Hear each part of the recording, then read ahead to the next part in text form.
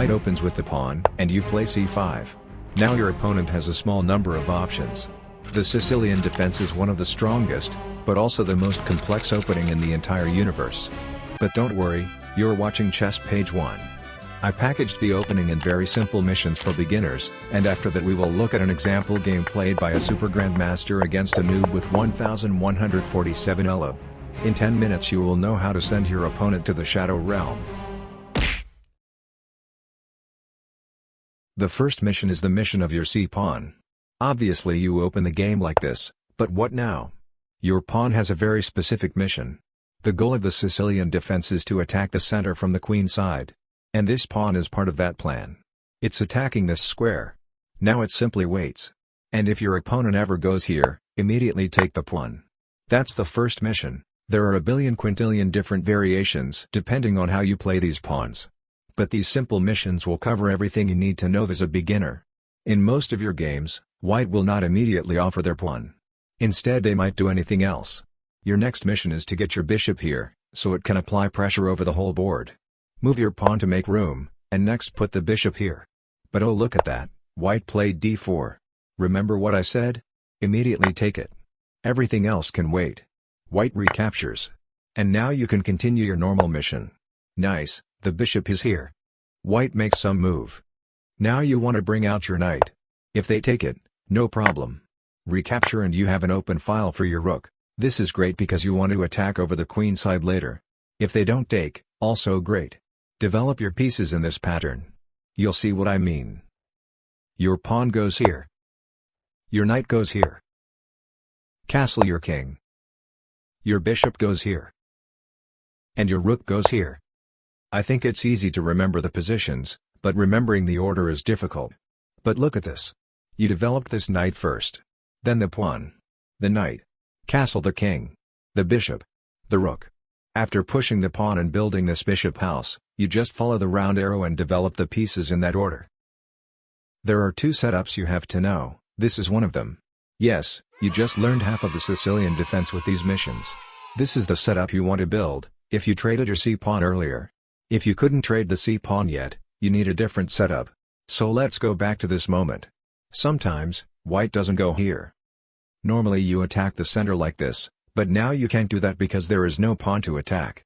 You have to find a new way to attack the center. I'll show you how we do that. Let's say they develop the bishop instead. For now, just continue your normal missions. Develop the bishop. They probably castle or something, and you develop your knight. You already know that. White makes another random move. And if you remember this thing, the next piece in your development would be the pawn. But you still have the c-pawn. If you still have the c-pawn, meaning your opponent didn't offer a trade and you weren't able to attack the center so far, you don't want to push this pawn. But instead push the neighbor pawn.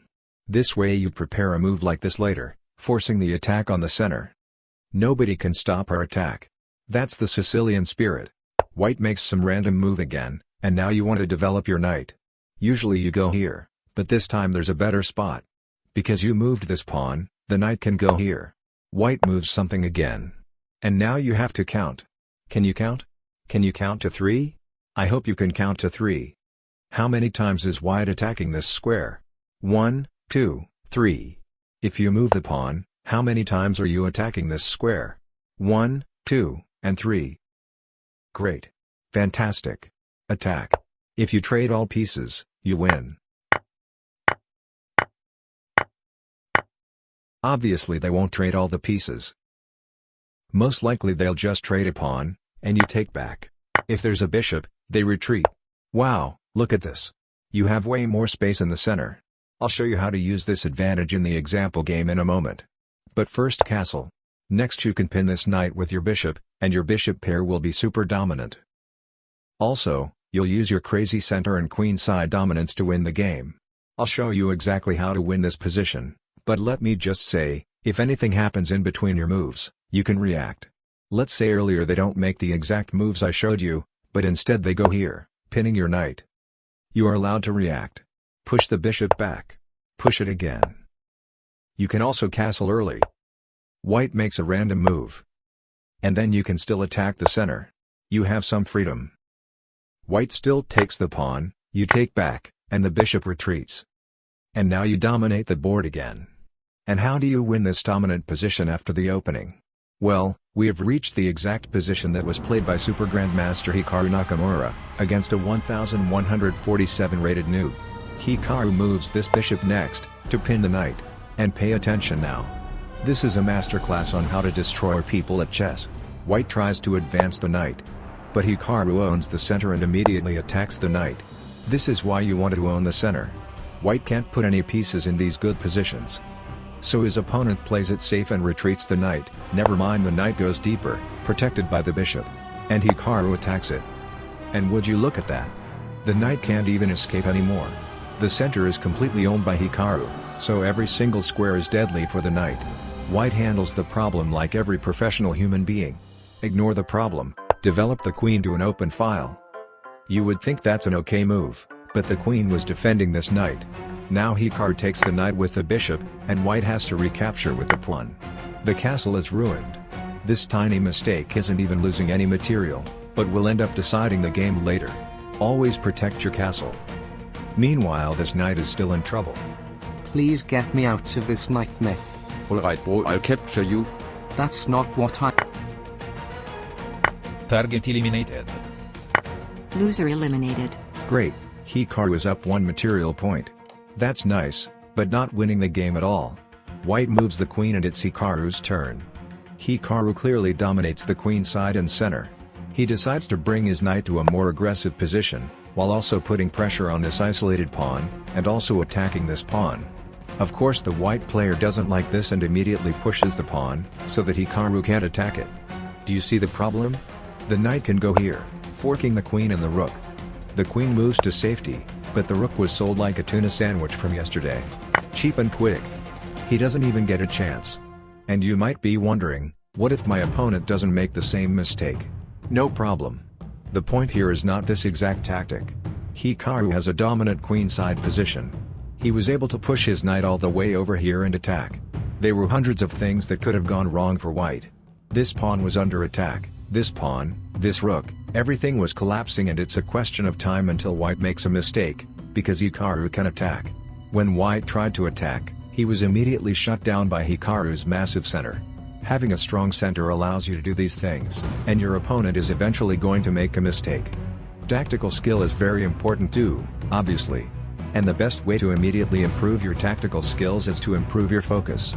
It sounds too easy to be true, but you can play like someone who is 100 elo stronger than you, by simply focusing. I see this all the time in Chess Page University. Simply focus, and you will instantly get better. Speaking of which, congratulations to this student who finished the Superior Focus Guide. He was the first to complete the 30-day challenge, and part of his prize was to be mentioned in a YouTube video. Great job! And yes, his name is really Magnus, it's not staged. Go to school.com/chesspage if you want to unlock your chess skills and see more content. Back to the game. White captures the knight, and Hikaru moves the rook. White also moves the rook, and Hikaru moves the knight to g6. It's time to attack the king's side. The castle is clearly weak. If you manage to destroy your opponent's castle, try to attack the king as soon as possible. White comes up with a weak attempt to attack the center, and Hikaru trades pawns. Now the queen moves here. Can you guess why? It seems that white doesn't understand it. White moves the rook here, taking over this open file. That's not a bad thing, but the queen moved here so it can attack the king. And here we go. This is a very dangerous pattern. You can often force some kind of checkmate in a situation like this. Again, this will not happen in every game. Many of your games will look differently. I can't teach you every Sicilian variation in a YouTube video.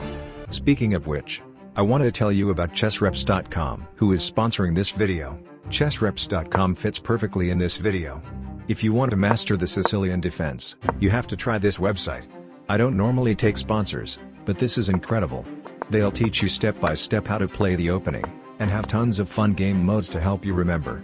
You can start for free without even creating an account, and buy a membership later if you like it. Go to chessreps.com and learn new Sicilian defense lines that aren't included in this video. Back to the game. White defends the pawn and takes over the open file. But Hikaru moves the knight. This would be checkmate. Let's see how white defends this. And by the way, again, it's not about the specific tactic. This whole situation is only happening because Hikaru played the opening right and dominated the center. This wouldn't even be possible for white because the black king is very well protected. Remember the opening missions I explained earlier, and you'll be fine. So, how does white defend this checkmate? Very simple. He doesn't. It's a forced checkmate, there's no way out. White pushes one last pawn, and Hikaru moves the queen. Finally. Checkmate.